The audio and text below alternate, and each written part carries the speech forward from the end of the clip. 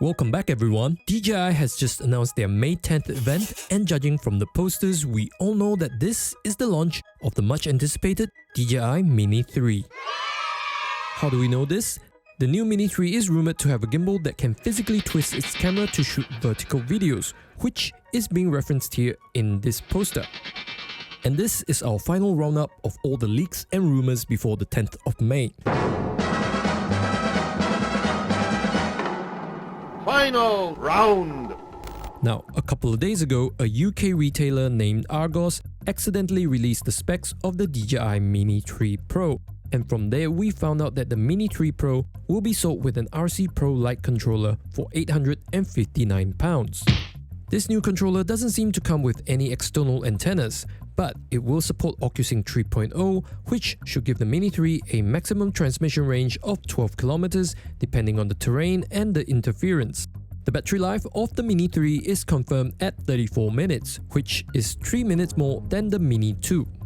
And if you want more batteries, you can order it with a Fly Mode combo kit, which is an additional £159, and you'll get 2 additional batteries, a redesigned charging hub, which I think is a little bit more compact than the previous version, and you'll also get a bag and some extra propellers. Now, coming back to the controller, we know that there are a lot of people looking for a DJI controller with a built-in display just like the RC Pro, but a lot of us just balk when we see the price of the RC Pro controller.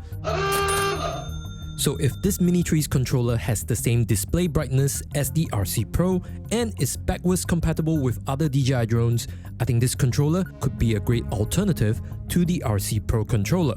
But just be aware that this controller doesn't support O3+. Now, also from the Argos leak, we can confirm that the Mini 3's camera can physically rotate to shoot vertical videos. The camera sensor is a 1x1.3 inch sensor with an aperture of f1.7, capable of shooting HDR, 4K x60 and 48 megapixel RAW photos. And interestingly, this sensor on the Mini 3 Pro shares almost the same specs as the Samsung Galaxy S22 Ultra. So I can imagine that this camera is going to be amazing for capturing beautiful images and videos. And from this leaked photo, supposedly taken from a DJI Mini 3, this camera should also perform well under low light conditions. Now, as for the looks, it's going to be a hit and miss, and while I think the DJI Mini 3 looks great and mean just like an A10 jet fighter, there are of course other people that may think that the Mini 3 looks a bit like a frog. Reddit. That sleek design of the Mini 1 and 2 has been thrown out in order to house these 2 stereo cameras that act as obstacle avoidance sensors for the front and rear. There's also another one underneath the drone, as the leak has confirmed, and this means that the Mini 3 will be able to detect obstacle coming at it from the front, from the back, and from below. And with that, the Mini 3 will also have smart features like focus track. Target acquired. And that means the Mini 3 will be able to actively track an object as it moves, which is a great feature to have if you normally film by yourself. Now, as long as the Mini 3 takes great pictures and videos and has good battery life, great transmission range, and it performs well in the air, I don't think many people will care how it looks. However, I am a bit concerned that the Mini 3 may suffer from the slow GPS connection speed like the one that has been plaguing the Mavic 3.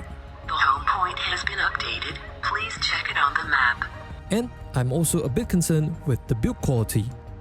Considering that DJI has managed to keep the takeoff weight at a miraculous 249 grams, which is witchcraft by the way, it has got me wondering, how brittle is that plastic on the Mini 3? And is the Mini 3 going to just disintegrate when we crash into something?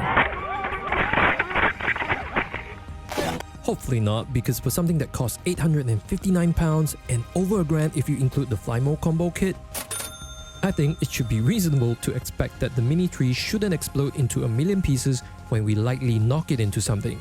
And from this other leaked photo, you can see that the Mini 3 Pro is almost the same size as the Mavic Air 2S. And hopefully that gives us some indication that the Mini 3 is of a quality build.